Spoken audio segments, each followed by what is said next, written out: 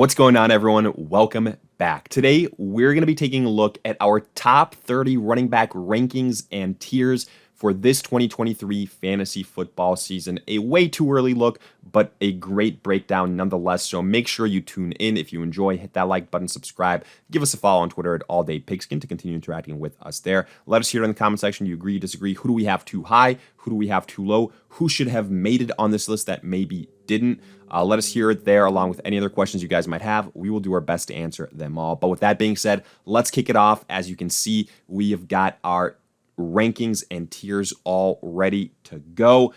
The one thing that I will mention is that this is PPR based before we get into it. So keep that in mind.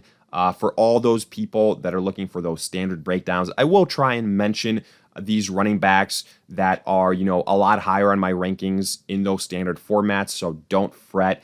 And again, we're going to have this breakdown once more when we get closer to the start of the season, because there's going to be injuries, there's going to be signings, there's going to be differences with quarterback situations, which will impact running backs and everybody else. So keep an eye out for that. But without further ado, let's kick it off with our Tier 1 101. That is Christian McCaffrey of the San Francisco 49ers.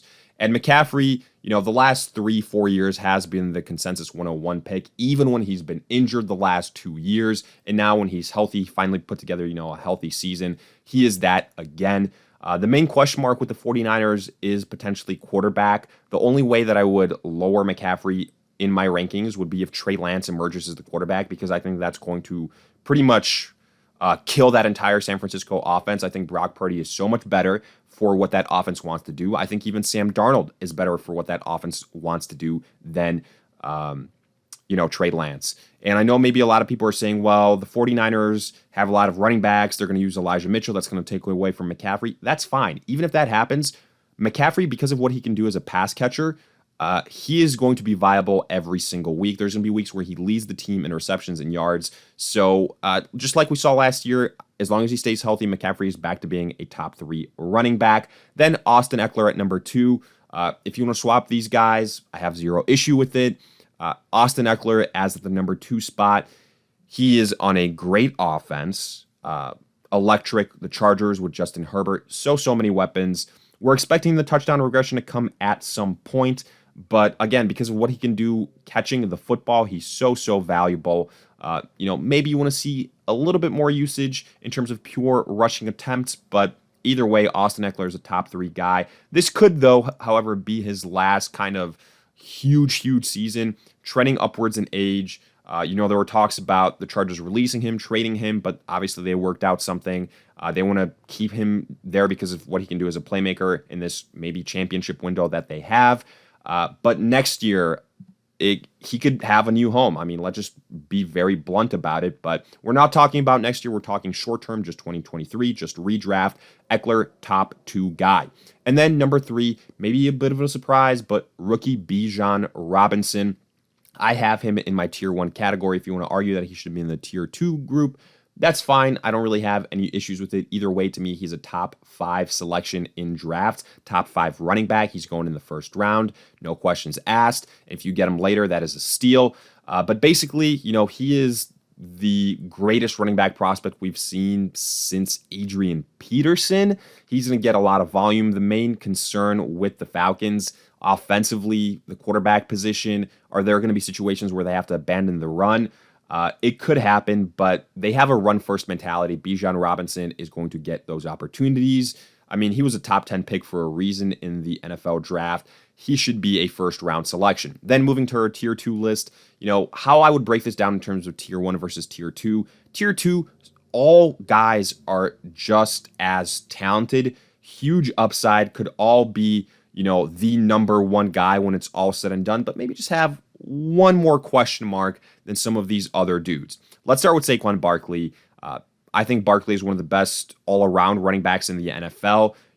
Could lead the NFL in rush attempts, in rush yards, touchdowns, things like that. I do think the receptions are going to go down considering how many weapons the Giants have added. But my main concern here is the fact that Daniel Jones, a run-heavy quarterback, is going to vulture Barkley in the red zone and just in general throughout the game, like we saw last season. So that's my main concern with Saquon Barkley, but he should still be a first-round selection. Then we go to Tony Pollard, Dallas Cowboys. Without Ezekiel Elliott, Tony Pollard surges up these rankings. Now, there have been talks about the Cowboys maybe bringing in another veteran, which would obviously throw some cold water on this Tony Pollard hype, and we would have to readjust our rankings. That's a possibility, but as of right now, early, mid-June, well, it's a situation where Tony Pollard is the lone guy, and he's going to get a lot of opportunities. Good offensive line, great offense,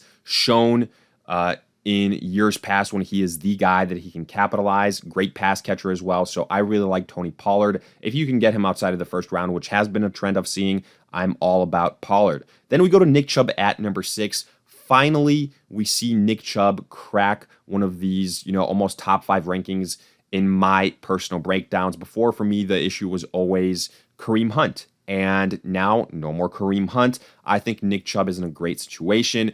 Now, I don't think all of a sudden he's going to become a great pass-catching running back, but he's going to get more volume. And to me, I think he's going to capitalize on it. I think Deshaun Watson having, a full kind of off-season and getting some games under his belt last year is going to help a bunch. So I think Nick Chubb in a good situation. The last couple of years, even with Kareem Hunt, he's been a top 10 guy, a guy that I think I'd be confident putting in my tier 1 list if we're talking standard formats. But here in PPR, a little bit lower, but still nonetheless, a borderline top 5 guy. You can get him sometimes in the second round, so I really like the value there. Then number 7, Jonathan Taylor, the last tier 2 running back for me. Somebody that, just 2 years ago was the number 1 running back, like the 101 pick. And, what has changed since then? Some injuries, quarterback instability. Now, however, Anthony Richardson has been added, and we'll see when he starts at the quarterback position, but he's obviously a guy that's a physical specimen, and because of what he can do with his legs, could take away opportunities from Jonathan Taylor. That's the main worry here. That's why, I don't want to put him as a top 5 back. If we had, let's say, like a Justin Herbert in Indy, that type of pass-heavy quarterback, proven quarterback, not a old washed-up guy a la, Carson Wentz, Matt Ryan, Phillip Rivers, etc. Jonathan Taylor, I think, would easily be a tier 1 guy, but that's not the case. However, he should still be in the consideration for a top 10 ranking. Then we go to our tier 3 list. Again, basically the lower we go on this list, there's more question marks, there's more inconsistencies, there might be injury concerns, or some, lack of dual threat abilities. Let's go here, number 8, Josh Jacobs, the breakout of last season. He was an absolute monster, and a lot of people are picking him right where he left off, anticipating similar results. The reason I'm worried here is because you have a quarterback downgrade. Derek Carr no longer there. Now Jimmy Garoppolo. And on top of that, we don't even know if Jimmy Garoppolo is going to play week 1, which is a whole nother slew of issues. There's a lot of capable backups to Josh Jacobs on top of that. While I do think that he is going to, be a guy that challenges for a top 10 finish, I do think he is one of those prime candidates to regress this year. I don't like the coaching situation in Las Vegas either. The quarterback situation is scary. So negative game scripts could affect this thing poorly, the rushing attack in general. Josh Jacobs has me a little bit worried, but again, we're projecting as if, things are going well and, things as they stand right now. So for that reason, Jacobs is a top 10 guy. Then we go to Ramondre Stevenson. Don't get me wrong, I love the talent with Ramondre Stevenson. Some people think he can finish as the 101 at the running back position. I don't necessarily disagree. Obviously, no more Damian Harris. But what has me worried here, not only the offense and Mac Jones, but primarily it's Bill Belichick. And it is his tendencies to, do strange things at the running back position. We've seen it before, running backs kind of break out in New England, and then like the year afterwards, well, it it's a blank sheet of paper. You got to prove yourself all over again. It could turn into a running back by committee in the blink of an eye, and that's what has me worried here. I do think Ramondre Stevenson is the best running back the Patriots have. No more Damian Harris. Obviously, a good thing for them as well. But you never know with Bill Belichick. That's why I have Ramondre Stevenson at this number 9 spot. I'd be okay taking him, if there's a huge running back run in the first round, something like that. But you're going to see him go in the second round. Then we go to Breece Hall. Breece Hall, New York Jets. Obviously, the main reason he's here and not higher is because he's coming off an ACL. And that is worrisome, to put it mildly. We've seen guys not be the same, unless you're named Adrian Peterson the first year after a major injury like that. I mean, we've seen it with guys like, Saquon Barkley. There's other names there as well, but kind of the most recent guy. So to me, Breece Hall, a lot is going to be all about coming back from the injury. Obviously, Aaron Rodgers being with the New York Jets now is going to help everyone. It's a much better situation than if Zach Wilson was there. That's why I'm willing to rank Breece Hall as a top 10 guy, but definitely concerns because of the injury. So kind of the first big name that has, if you will, major injury concerns, and for that reason, why I'd be okay if you want to pass on him. Then we go to this tier 4 group of lists, and I think this is where we see our first big tier break, where you could see a gap in points, where you're going to see more and more inconsistencies, things of that nature. I think anytime you get outside of the top 10 rankings, you're going to naturally have a tier break, as we do here. Number 11, Joe Mixon of the Cincinnati Bengals. He had some issues with potential off the field circumstances. Doesn't seem to have played out. There were question marks whether he'd still be with the Bengals. As of right now, he is. And because of that, because of the offense he plays on, because of the good offensive line, because of Joe Burrow, Mixon is going to get opportunities. And, you can get him at a discount right now, depending on what platform you're drafting. I'd go ahead and do it. To me, he is a guy that I'd be okay taking in, the late second round. Then we go to number 12, Travis Etienne. He's a guy that I kind of have a hard time pinpointing what's going to happen. Obviously, James Robinson isn't there. He moved on from the team, or I should say the team moved on from him. Travis Etienne now is the main guy, competition behind him, rookie situation. So he should get opportunities, but I think we saw it last year, even when he was the guy without James Robinson. There was a lot of ups and downs. I do think the Jaguars taking a step up offensively will help the situation. But I just don't necessarily know if he's a guy that's going to get the huge rushing usage, and that's what has me worried. Sometimes we're going to have to depend on pass catching abilities, things like that. So for that reason, I kind of have Travis Etienne at that number 12 spot. Kind of a fringe RB1 is basically what we're saying.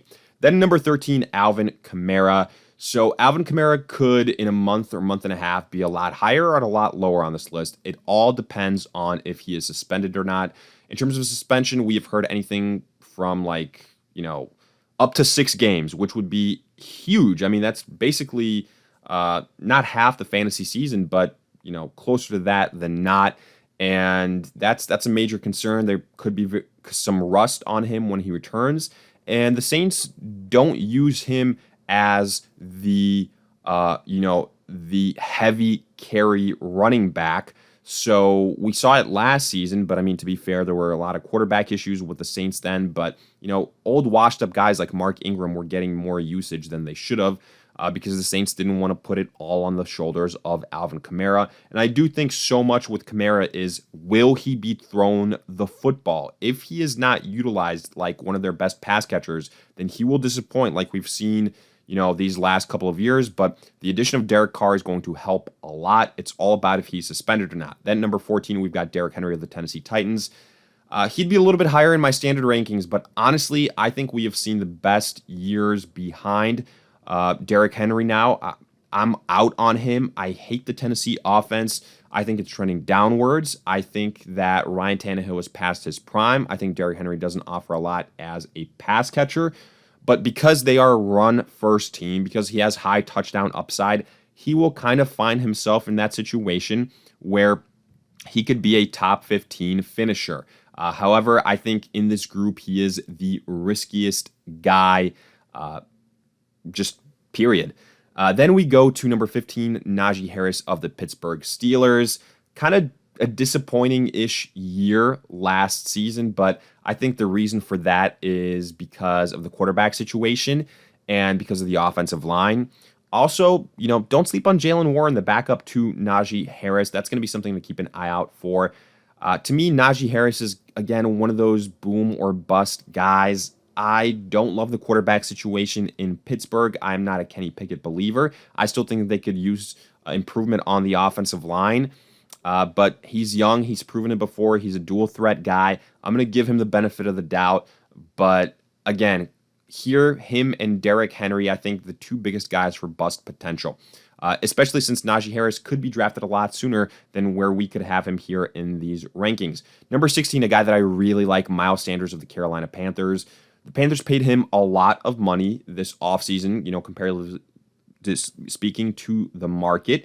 And there's no more Christian McCaffrey. He is going to be the main guy. He's the best, dual threat guy, in my opinion, on this team. I really like Miles Sanders. I think he is going to be a guy that surprises a lot of people. And I think this Panthers offense is going to be better than people expect. They have a sneaky good offensive line. I really like Miles Sanders. If you can get him in the 4th round, I think that's an absolute steal. I think he can end up being an RB1 or at least a fringe RB1. Then number 17, Alexander Mattison, how things change, just in the blink of an eye. That is obviously because Dalvin Cook no longer part of the Minnesota Vikings. So Alexander Mattison, as it stands right now, is the main dude. I don't think he's as talented as Tony Pollard. That's why I don't have him as a top 10 guy. But I think he can get the job done for the Vikings. He's proven it before, and I think he's going to be given first crack at it. Right now, the Vikings haven't added any veteran presence. If they do, again, we're going to adjust these rankings. The reason I have him a little bit lower is because it's a small sample size, even though what we've seen is something that we like. Nonetheless, I do always say, or at least I'm of the mentality of that we need a little bit of a bigger sample size for you to prove it until I say, okay, you're unquestionably a top 10 guy. Then we go to number 18, Kenneth Walker. To me, the last tier 4 running back, a guy, that I'd be okay if he was my low-end RB1 or my high-end RB2, something like that. Kenneth Walker played very well in his opportunities last season, dealt with some injuries, things like that. Rashad Penny, he was also in the mix for the Seattle Seahawks. Kenneth Walker ended up emerging as the guy.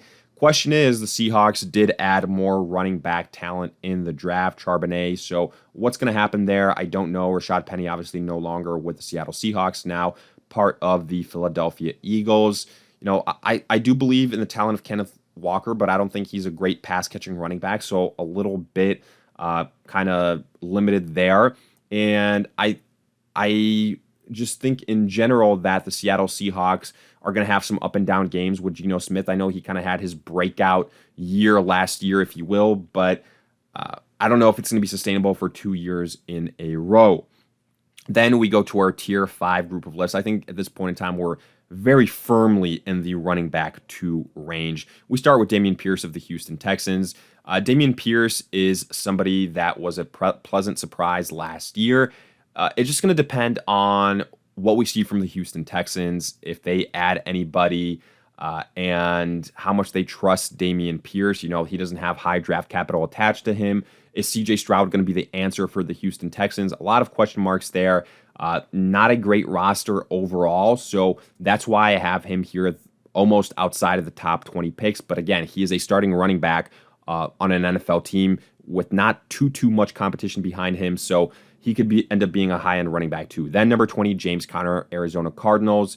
The main thing for James Conner, potential injury concerns. We've seen it year in, year out. He gets banged up, just what happens. But he's utilized a lot on this offense as a pass catcher and in general when he's the primary guy.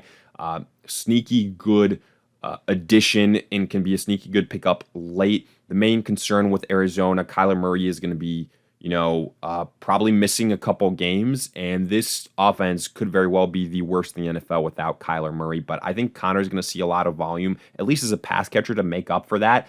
And then when Kyler Murray returns, I do think we're going to see a little bit of an uptick, but I just have a lot of offensive concerns here.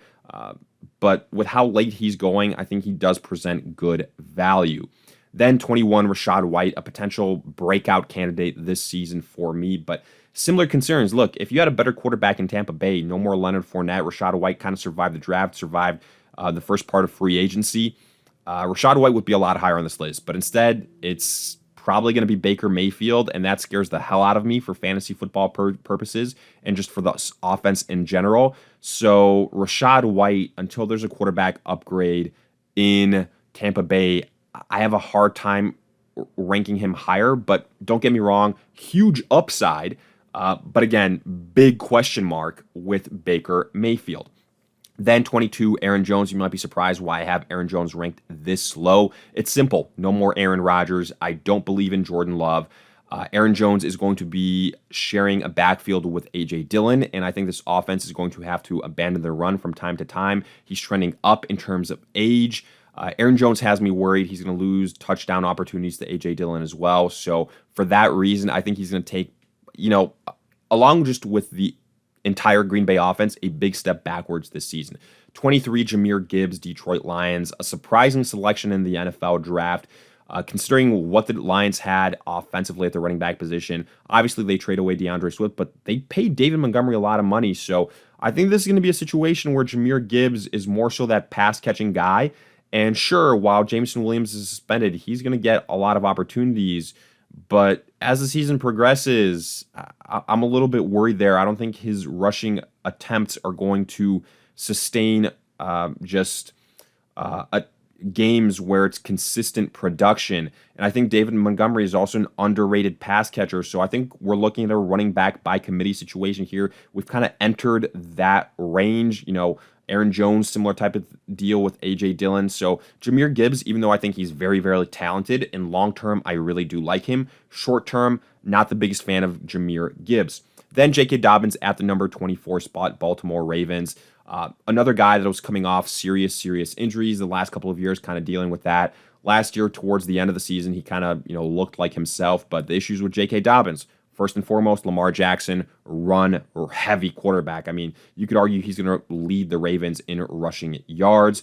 And then also decent backup in Gus Edwards, and he doesn't contribute a lot as a pass catcher. So J.K. Dobbins does worry me for that. In standard formats, I would have him ranked higher. Another one of these guys that I would have ranked higher on this list, probably by at least 5 spots, if not more.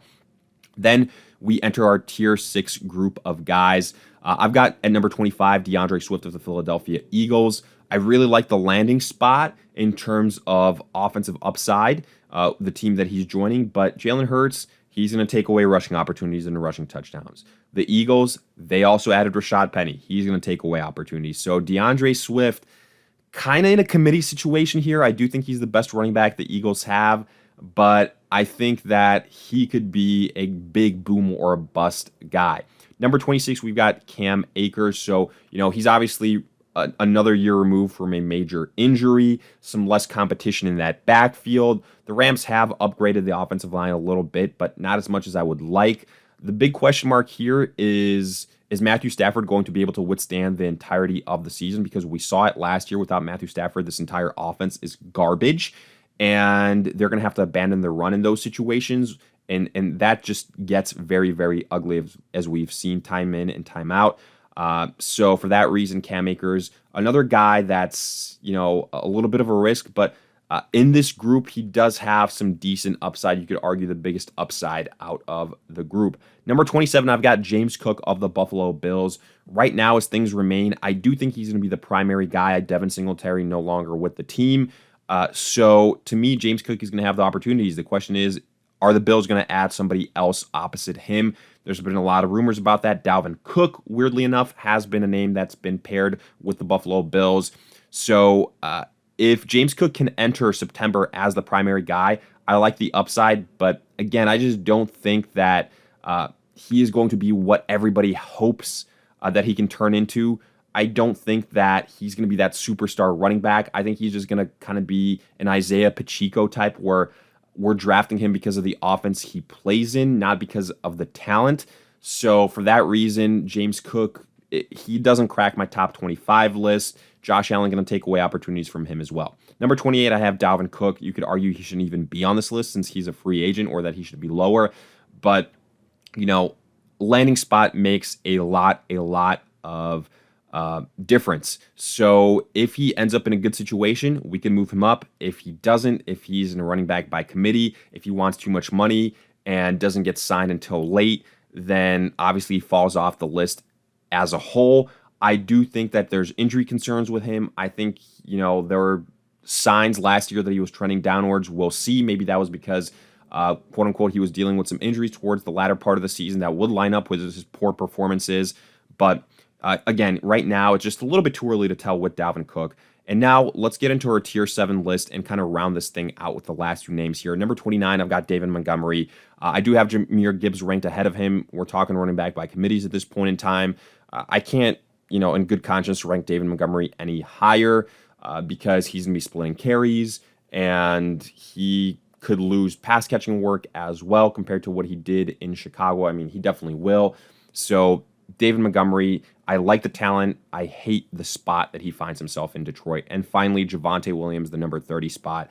Honestly, he's coming off a major injury from last season. And because of that, I don't think he's going to be the same this year. To me, he is a luxury pick at the running back position. You should not be drafting Javonte Williams in the first 4 rounds. You're drafting him as just a depth piece and maybe hoping as the season progresses, he kind of gets his running legs back. And because of the changes the Broncos have made, adding Sean Payton, hopefully Russell Wilson kind of figures something out that Javonte Williams can be the guy. But I have a lot of questions. If we were a year and a half removed from the injury, it's a different type of thing. But I really do believe that Javonte Williams is going to struggle at some points in time. We're looking for him mainly back-end season production. But with that, we wrap up our top 30 running back tier and ranking breakdown.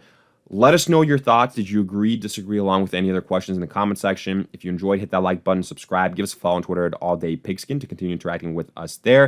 And in the meantime, we will see you guys in future videos.